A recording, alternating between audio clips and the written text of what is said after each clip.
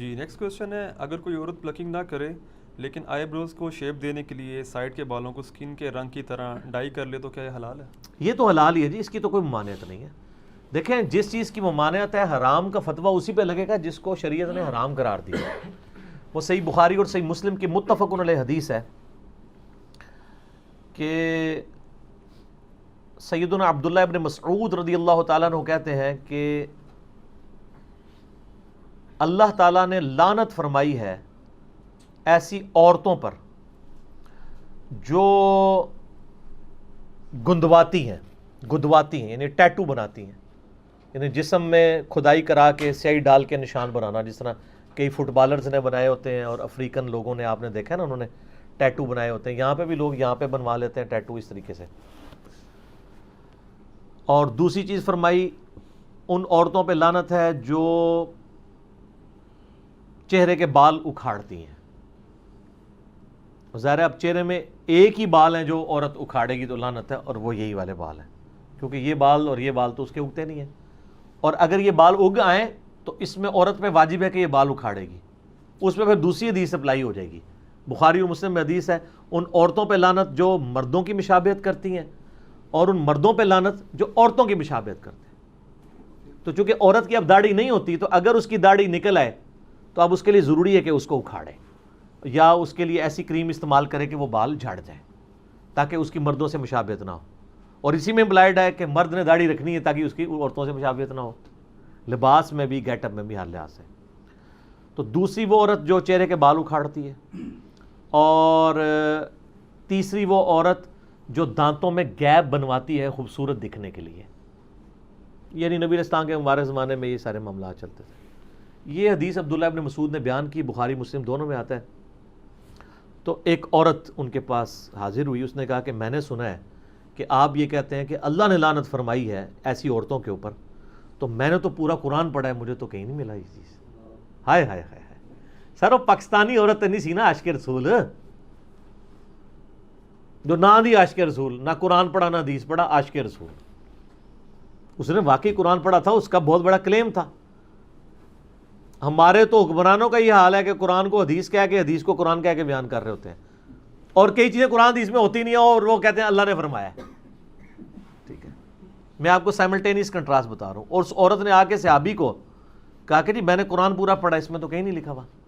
تو انہوں نے فرمایا تم نے قرآن غور سے نہیں پڑھا، قرآن میں کیا تم نے یہ آیت نہیں پڑھی، وما آتاکم الرسول فخذوہ وما نہاکم عنہ فانتہوا، جو رسول اللہ دیں وہ لے لو، اور جس سے رسول اللہ صلی اللہ علیہ وسلم روک دیں اس سے رک جاؤ۔ حالانکہ یہ آیت تعویل خاص کے اعتبار سے مال غنیمت کے بارے میں تھی، لیکن سیدنا عبداللہ بن مسعود رضی اللہ تعالیٰ نے اسے جنرلائز کیا۔ تو انہوں نے کہا یہ آیت پڑھی ہے نا، تو میں نے رسول اللہ صلی اللہ علیہ وسلم سے خود سنا ہے کہ ان عورتوں پہ لعنت جو یہ تین کام کرتی ہیں، تو گویا اللہ ہی نے لعنت کی ہے نا۔ جب رسول اللہ صلی اللہ علیہ وسلم کوئی بات دے رہے ہیں، وہ اپنی مرضی سے تو نہیں دے رہے، نبی شریعت ساز تو نہیں ہوتا، شریعت تو اللہ کی بنائی ہوتی ہے، نبی تو اللہ کے اذن سے وہ شریعت پبلک تک پہنچا رہا ہوتا ہے۔ تو اس عورت نے آگے سے کہا کہ آپ کی بیوی بھی یہی کرتی ہے۔ یہ آخری حال ہوتا ہے نا کسی کے بارے میں، آپ پرسنل اٹیک۔ تو آج بھی اگر کوئی آپ پہ پرسنل اٹیک کرے تو غصے نہ ہوا کرے، کرنے دیں، کیا فرق پڑتا ہے؟ صحابہ کرام پہ بھی لوگوں نے کیا، اور نیکوکار لوگوں نے کیا، یہ نیکوکاری تھی نا عورت۔ تو انہوں نے آگے سے کوئی غصہ نہیں کھایا، انہوں نے کہا جاؤ اندر میری بیوی کو دیکھ لو جا کے۔ ان کا تمہاری بیوی بھی ایسے ہی کرتی ہے نا، یعنی وہ بھی پلکنگ کرتی ہے۔ تو وہ اندر گئیں وہ، اور واپس آئیں تو شرمندہ تھی، انہوں نے کہا نہیں آپ کی بیوی ایسا نہیں کرتی۔ پھر عبداللہ ابن مسعود نے ایک جملہ بولا، انہوں نے کہا کہ اگر ایسا کرتی ہوتی پھر وہ ابن مسعود کی بیوی نہ ہوتی۔ ٹھیک ہے، ابن مسعود تو رسول اللہ کا ماننے والا ہے، اس کے ساتھ ایسی عورت رہ سکتی ہے جو رسول اللہ کی باغی ہو، وہ پھر میری بیوی نہ ہوتی۔ تو یہ یعنی صحابہ کرام فوراً ان کا ایک ایٹیچیوڈ تھا اس حوالے سے۔ تو اگر کوئی عورت پلکنگ نہیں کرواتی، صرف سائڈ کے بالوں کو بلیچ کرتی ہے ہلکا ہلکا سکن کلر کے تاکہ وہ صحیح نظر آئیں، اور یہ لوگوں کو دکھانے کے لیے نہیں، اپنے خاوند کے لیے، اس میں یہ چیز بھی ضروری ہے، تو شاید ویسے ہی وہ چھوڑ دیں، لوگوں کے لیے کر رہے ہوتے ہیں۔ اللہ ماشاء اللہ. باقی یہ ڈاکٹر فرد ہاشمی صاحبہ کا جو موقف ہے میں ان کی بڑی عزت کرتا ہوں. میں انہیں ون وومن آرمی کہتا ہوں. ایک اکیلی عورت نے تل پٹ کر دی ہے ہر چیز.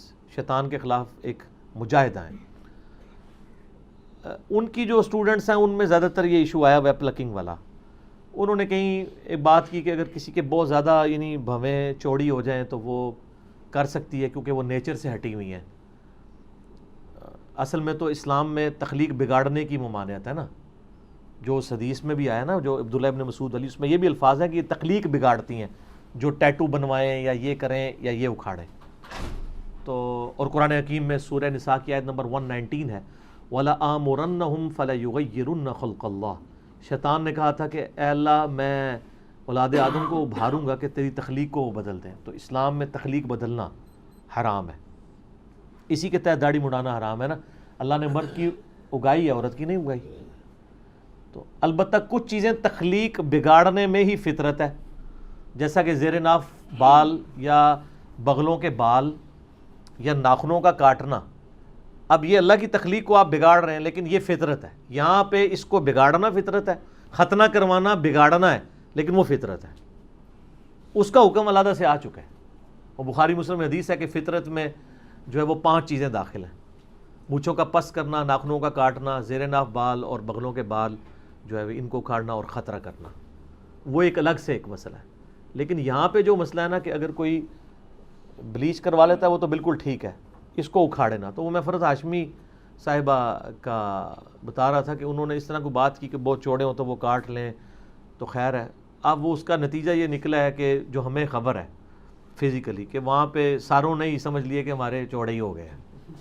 ورنہ تو ہونا چاہیے آپ گوروں والا ایک طریقہ اڈاپٹ کریں کہ آپ کہیں جی ہم نے 1000 عورتوں کے اوپر فزیکلی یہ پرفارم کیا ایکسپیریمنٹ کہ عورت کے جو بھووں کی آئی بروز کی چوڑائی اتنی اور اتنی موٹائی ہونی چاہیے, تو یہ ہمیں ایک سٹینڈرڈ ملا ہے, اس سے جس کا ہٹے وہ آگے پیچھے کر سکتا ہے. ہر کسی کو یہی نظر آ رہا ہے. اور عجیب جو ہے وہ جننیاں بنی ہوئی ہوتی ہیں, ٹھیک ہے نا, خام خواہ. اور پھر یہ بھی لوگوں نے دماغ میں ڈال دیا کہ جس نے ایک بار کر دیا ہے تو وہ پتہ نہیں اب دوبارہ نہیں. میری وائف تو شادی سے پہلے نہیں کرتی تھی, ایک آدھ دفعہ اس کی سہیلیوں نے زبردستی اس کے ساتھ یہ معاملہ کیا, تو شادی کے بعد آج 14 سال ہو گئے, کچھ کوئی فرق نہیں پڑتا. ایویں خام خواہ یعنی لوگوں کے دماغ میں ڈالا ہوا ہے. تو وہ بلیچ کر لیں اس سے بہتر ہے. بلیچ کرنے میں کیا ہوتا ہے کہ صرف وہ کلر چینج ہوتا ہے اسکن والا, بال ادھر ہی موجود ہوتے ہیں لیکن دیکھنے میں نظر نہیں آ رہے ہوتے.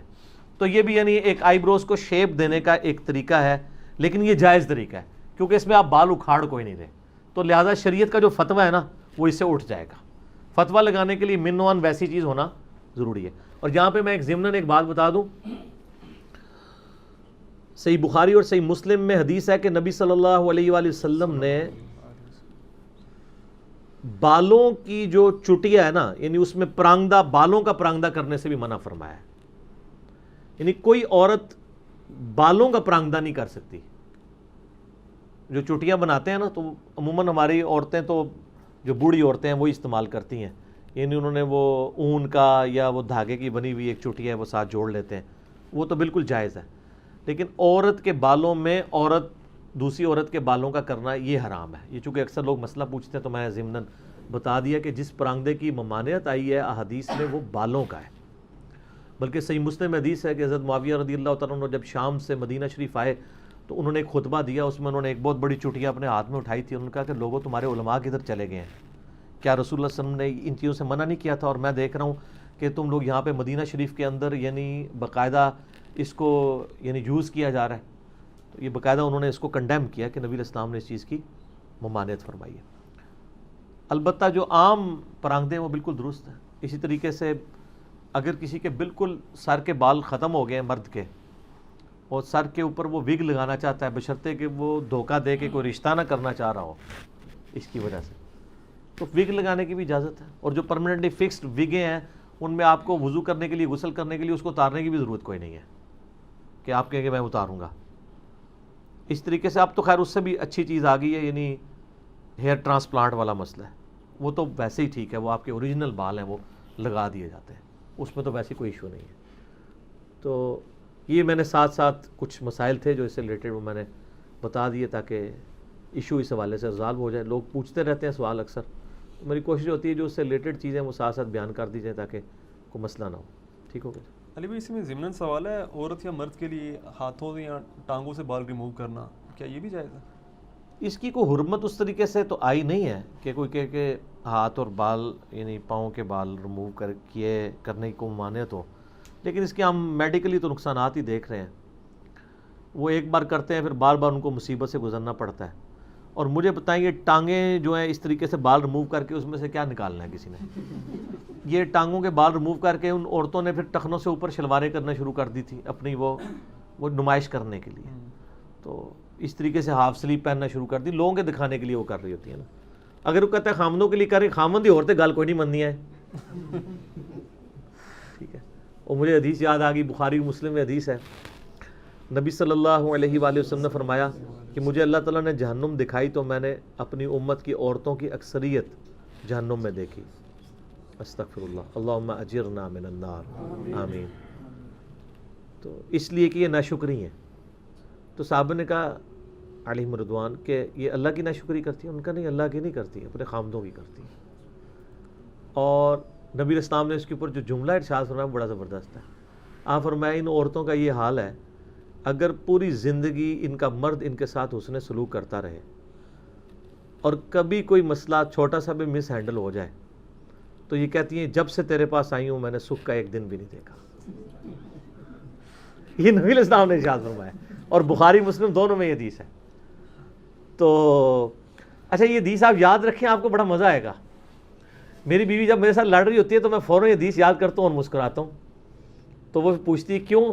میں نے کہا مجھے وہ نبی اسلام کی بات یاد آ گئی. آپ نے فرمایا تھا کہ یہ عورتیں ایسے ہی کہتی ہیں کہ سکھ کا ایک دن بھی نہیں گزارا.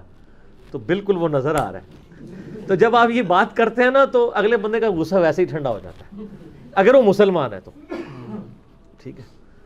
تو اس حوالے سے یعنی ان چیزوں کو بھی دیکھنے کی ضرورت ہے. تو آپ کی بات کا جواب اس میں کور ہو گیا؟ جی جی جی ٹھیک ہو گیا. جی. اچھا اذان عصر کا وقفہ کر لیتے ہیں انشاءاللہ، باقی اذان عصر کے وقفے کے بعد انشاءاللہ.